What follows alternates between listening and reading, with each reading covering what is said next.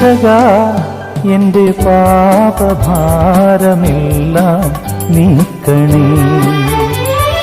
യേശുവേ എന്നും നീതിമാന്റെ മാർഗം നൽകണേ. രക്ഷകാ എന്റെ പാപഭാരമെല്ലാം നീക്കണേ. യേശുവേ എന്നും നീതിമാന്റെ മാർഗം നൽകണേ.